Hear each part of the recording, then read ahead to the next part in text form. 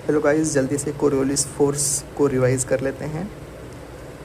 सबसे पहले जानने की ये ज़रूरत है कि ये स्यूडो फोर्स होता है। इसमें कोई फिज़िकल इंटरेक्शन दो ऑब्जेक्ट के बीच में नहीं होता है और कोरियोलिस फोर्स का ओरिजिन होता है रोटेशन ऑफ अर्थ की वजह से, ना कि रेवोल्यूशन। कई कम्पिटिटिव एग्जामिनेशन में ऑप्शन में रेवोल्यूशन भी होता है कि क्वेश्चन पूछता है कि कोरियोलिस फोर्स फॉलोइंग में से किसकी वजह से होता है, तो उसमें आपको हमेशा रोटेशन टिक करना है। अर्थ अपने एक्सिस पे जब घूम रही होती है तो अपने एक्सिस पे वेस्ट टू ईस्ट डायरेक्शन में रोटेशन की वजह से कोरियोलिस फोर्स का जन्म होता है।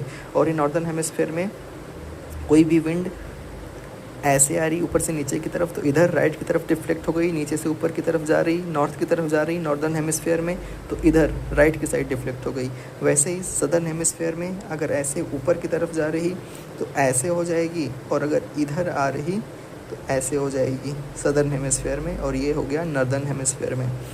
दूसरी सबसे इम्पॉर्टेंट चीज़, प्रेशर ग्रेडियंट जितना ज़्यादा होगा कोरियोलिस फोर्स उतना ही अधिक लगेगा। प्रेशर ग्रेडियंट और ये होता है डिपेंड लैटीट्यूड पे, लैटीट्यूड, ठीक है।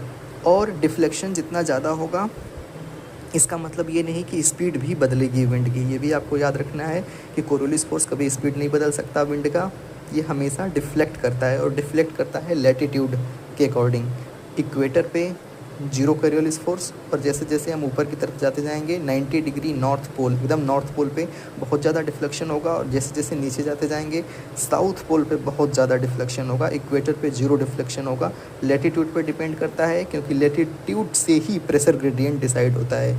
आशा करता हूँ आपको समझ में आ गया होगा कोरियोलिस फोर्स, और आपका रिवीजन भी इनफैक्ट हो गया होगा। और अगर कुछ भी दिक्कत है, नहीं समझ में आता है, तो प्लीज़ आप कमेंट सेक्शन में बताइए।